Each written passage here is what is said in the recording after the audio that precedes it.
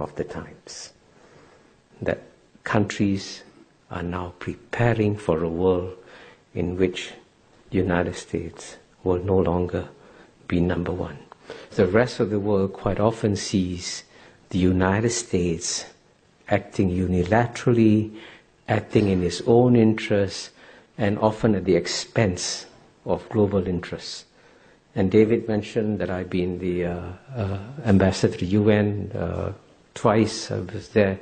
I've served there for almost 10 years.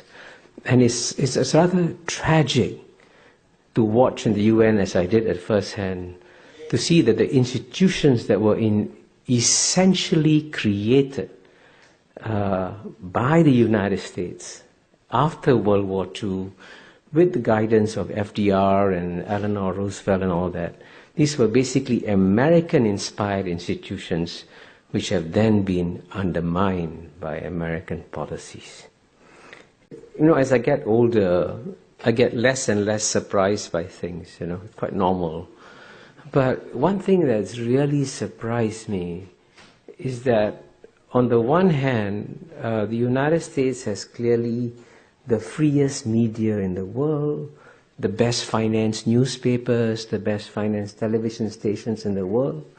But I can tell you this, you know, as someone who travels to at least 30, 40 countries a year, when I come to the United States and I go to my hotel room in Charles Hotel and turn on the television, I feel that I've been cut off from the rest of the world. And literally, the insularity of the American discourse is actually frightening. And this is also true, by the way. I mean, I've said this to my friends there anyway in New York Times. This is true of the New York Times. This is true of the Washington Post. This is true of the Wall Street Journal. There is an incestuous, self-referential discourse among these newspaper journalists and so on and so forth. And they reinforce each other's perspectives and end up misunderstanding the world. Because, you know, the one key point I emphasize is that the era of Western domination of world history was a 200-year aberration. It's coming to an end. And as a result of it, you've got to learn to understand non-Western perspectives in the world. And it's actually quite frightening that in many ways I find American intellectuals behind intellectuals, including in Serbia, where I just was, or Greece, or in Istanbul, because they are much more aware of what's happening in the world than most American intellectuals are. I don't know how to solve that problem. But unlike the United States of America, the Chinese do not believe in proselytizing their beliefs. They do not believe that you have to copy or emulate them to succeed.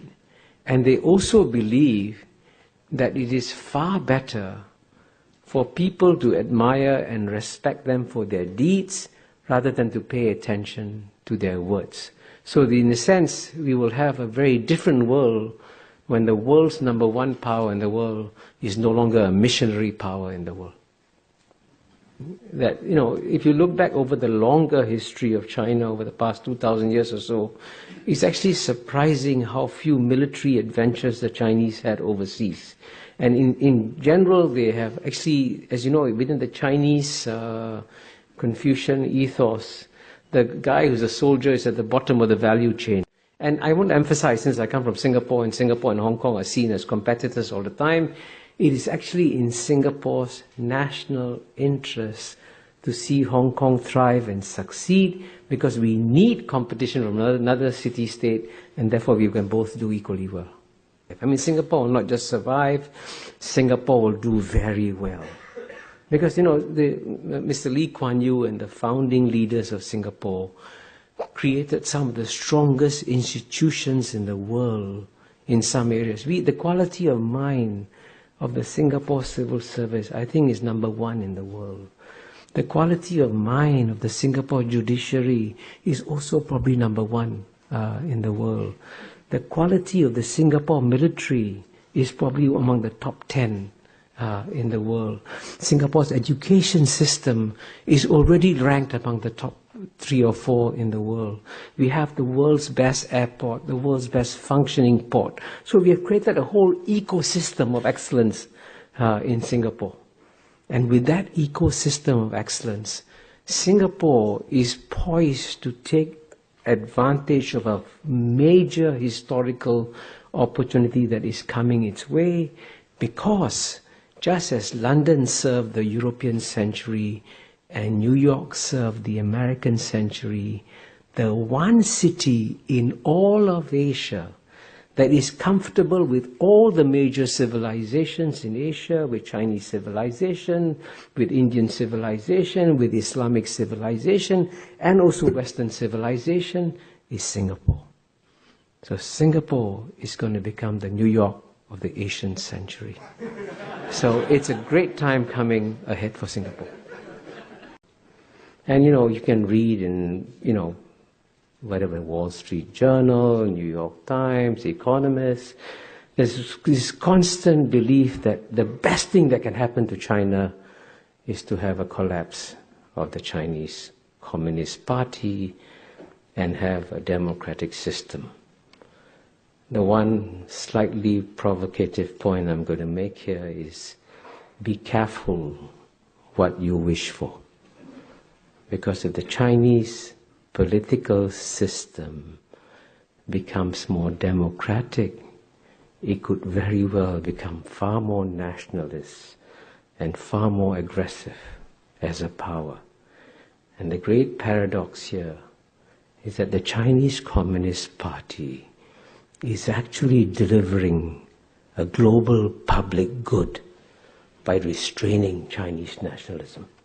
And if you didn't have a strong Chinese Communist Party in charge, you might actually get a more nationalist, a more assertive China. And when I first went to China in 1980, there wasn't a single Chinese tourist leaving China. Last year, 100 million Chinese went overseas freely. And 100 million Chinese returned to China freely. Now, if there's no freedom in China, if China was this despotic, oppressive state, would 100 million Chinese come back to China?